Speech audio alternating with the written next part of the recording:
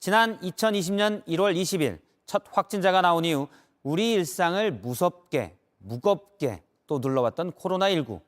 오늘 정부가 사실상 코로나19 종식 선언을 했습니다.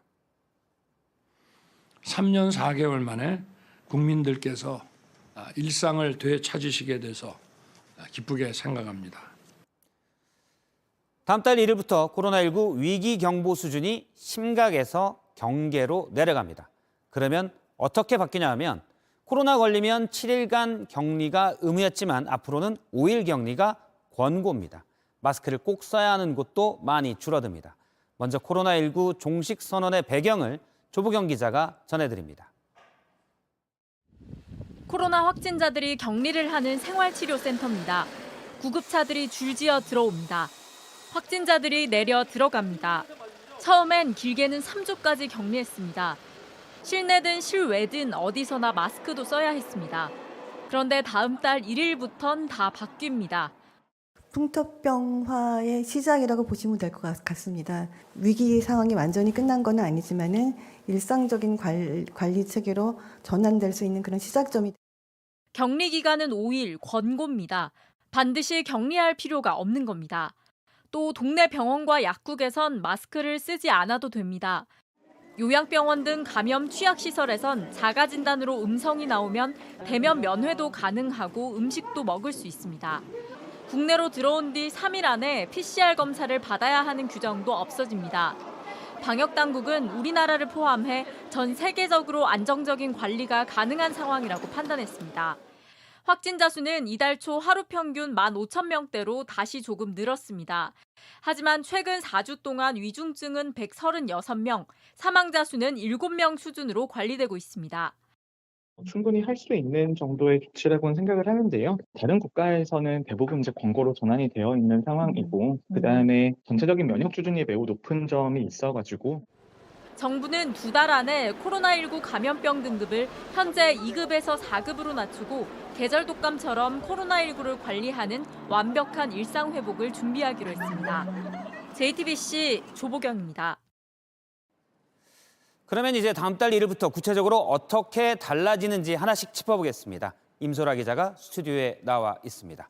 임 기자, 제일 크게 달라지는 게 격리잖아요. 예를 들어서 지금 격리가 이제 의무에서 권고로 바뀌는 건데 제가 코로나에 걸렸다. 권고를 받아들여서 제가 격리가 되고 싶다. 그러면 이 기간 동안 휴가를 재연차해서 쓰는 겁니까? 아니면 연차 소진 없이 공가처럼 쓰게 되는 건가요? 아직까지는 정확한 지침이 없습니다. 학교는 격리 권고 기간인 5일 동안 나오지 않아도 출석을 인정하는 쪽으로 논의를 하고 있습니다. 사업장에 대해서는 유급 휴가나 재택근무 등을 제도화해서 아플 때 쉴 수 있도록 해달라고 했습니다.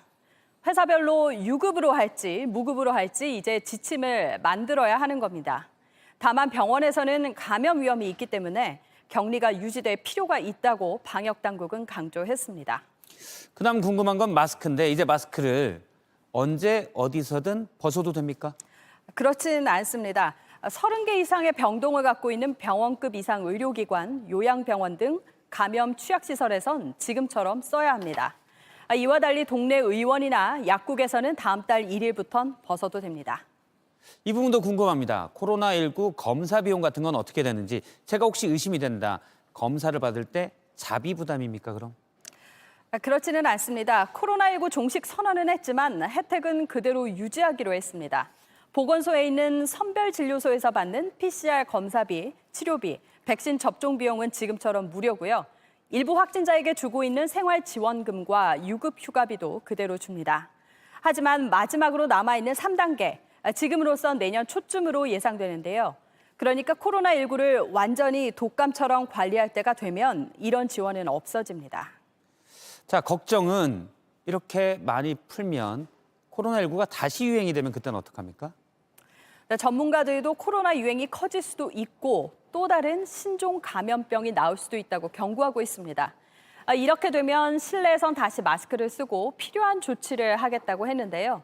그렇다고 예전의 일률적인 거리 두기 같은 건 하지 않겠다고 했습니다. 네, 임소라 기자였습니다. 수고했습니다.